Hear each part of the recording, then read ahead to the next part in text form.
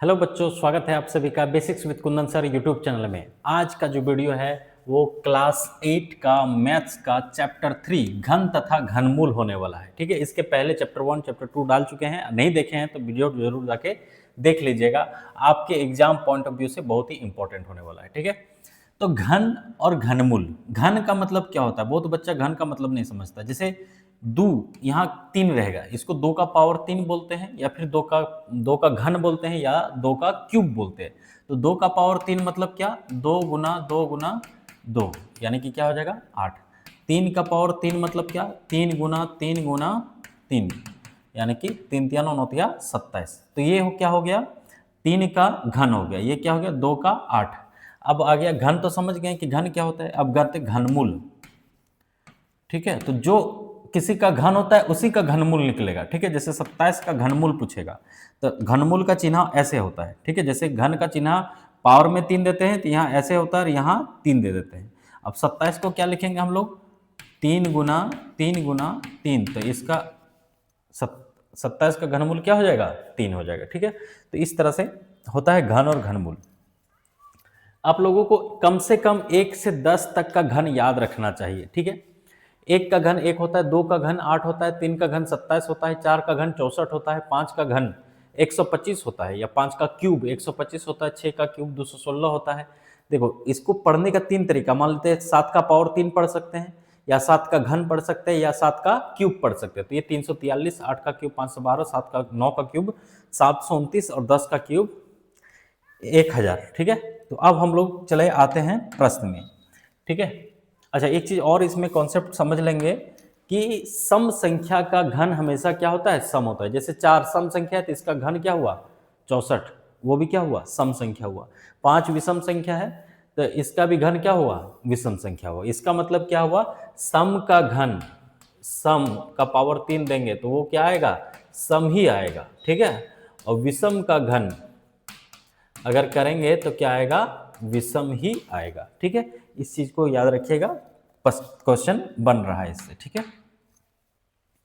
इनमें से कौन सी संख्या पूर्ण घन संख्या है? देखिए 1000 ये 10 का है। ठीक है, बाकी ये सब चीजें तो है ही नहीं। आंसर क्या हो जाएगा? 1।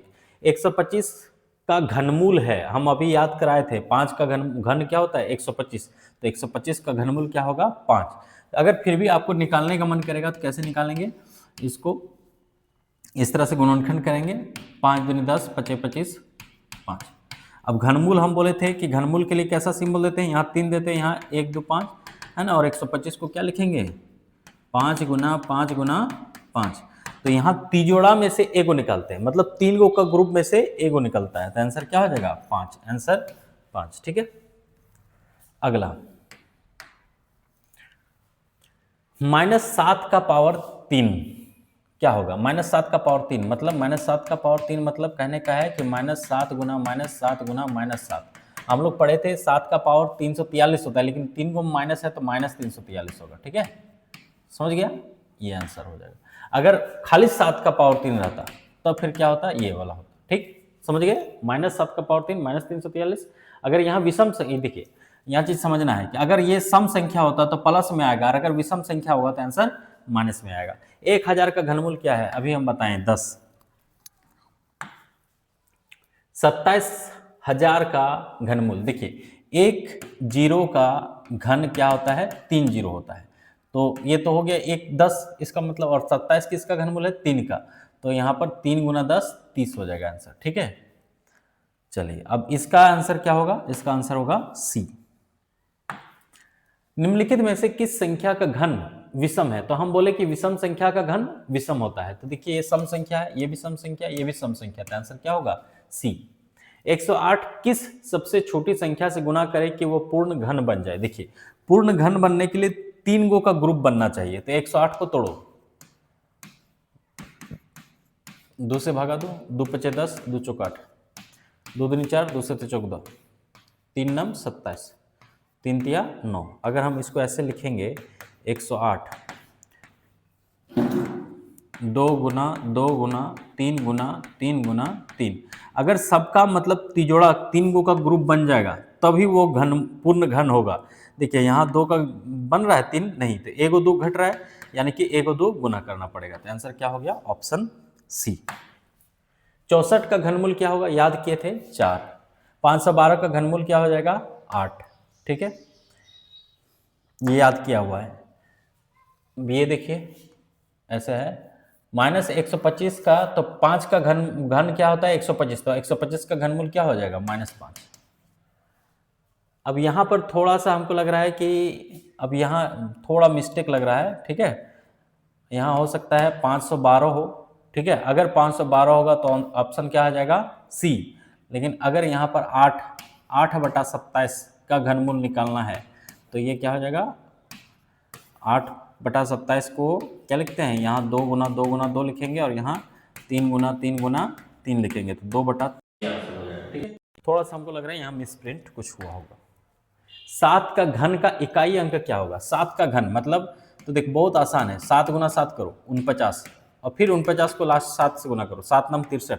पूरा गुना करने की दरकार नहीं है, लास्ट में क्या होगा? 3 होगा। आंसर क्या होगा? डी। 729 किसका घन है? तो हम बोले ये याद किए हैं, वो है 1 से 10 तक याद कर लेना, 9।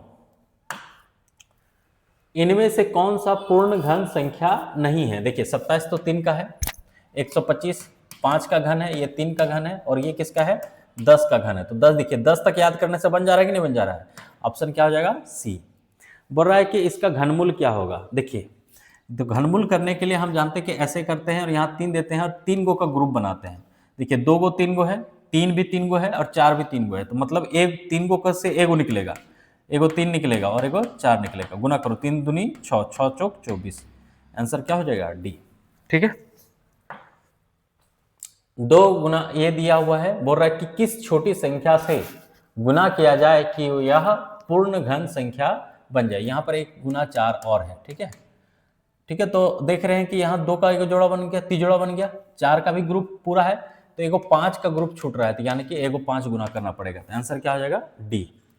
132 के घन में इकाई अंक क्या होगा? अगर 132 का घन करते हैं, मतलब 132 का पावर 3 करते हैं, तो आप 132 गुना 132 करेंगे तो बहुत माथापेची होगा, होगा कि नहीं? क्या 132 गुना 132 बहुत माथापेची होगा? आपको क्या करना है? 2 गुना 2 करो, लास्ट वाला पकड़ो, 2 गुना 2 गुना 2। ठीक है, और इसके जो लास्ट आएगा वही आंसर होगा, तो 2 दूनी 4, 4 दूनी 8। आंसर क्या होगा? 8। बहुत आसान हो गया। ठीक है, 19 नंबर, 157 के घन में इकाई अंक। तो फिर से आप अगर 157 का घन करने जाएंगे तो 157 गुना 157 गुना 157 करना होगा। आपको ऐसा नहीं करना, आपको खाली लास्ट वाला पकड़ना है। ठीक है, तो 7 गुना 7 49, और 49 को फिर 7 से गुना करो, 7 9 63। लास्ट में क्या आएगा? जो भी हो, इधर कुछ भी हो, लास्ट में 3 आएगा। आंसर क्या होगा? बी। 15 का घन क्या होगा? तो ये तो याद कर लें, क्या होगा 15 का घन? 33 75। ठीक है, 216 का घनमूल क्या होगा? ये भी याद किया हुआ है, ये 6। निम्नलिखित घन संख्या में किसका घनमूल विषम होगा? तो हम बोले थे विषम संख्या का घनमूल विषम होगा और सम संख्या का घनमूल सम होगा। तो यहाँ पर ये सम संख्या है, ये भी सम संख्या है, ये भी सम संख्या है। आंसर क्या हो जाएगा? डी।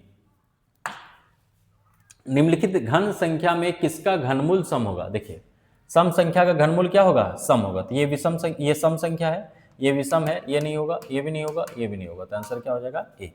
निम्नलिखित में किसका घन सम होगा? तो सम संख्या का घन क्या होगा? सम। तो 12 क्या है? सम संख्या है, बाकी ये सब विषम संख्या है। ठीक है, लास्ट क्वेश्चन, निम्नलिखित में किसका घन विषम होगा? तो विषम संख्या का घन विषम होगा, तो ये क्या हो? 15 विषम संख्या है, तो इसका घन क्या हो जाएगा? विषम हो जाएगा। तो इस तरह से तीसरा चैप्टर भी आप लोगों के लिए खत्म हो गया। आप लोग जल्दी से जल्दी वीडियो को शेयर कीजिए और भी लोगों तक वीडियो को पहुंचाइए, और जल्दी से 500 सब्सक्राइबर को पहुंचाइए। 500 सब्सक्राइबर, 426 के आसपास में वीडियो रुका हुआ है। ठीक है, आप लोग से सहयोग है। 10 क्लास वाला बहुत सहयोग दिया, अब आप लोग का 8 क्लास का बारी है। आप लोग जितना जल्दी सब्सक्राइबर आगे बढ़ाइए उतना जल्दी जल्दी वीडियो आएगा। ठीक है, तो बस इतना ही बोलना चाहेंगे। और एक और इन्फॉर्मेशन जो बार बार हम बता रहे हैं कि 12 मार्च से, ठीक है, 8th 9th और 10th का बेसिक से एकदम क्लास ऑनलाइन यूट्यूब में स्टार्ट होने वाला है। तो जो भी बच्चा अब अगला 8 9 10 जाने वाला है वो इस चैनल को सब्सक्राइब करके रख ले। ठीक है, धन्यवाद।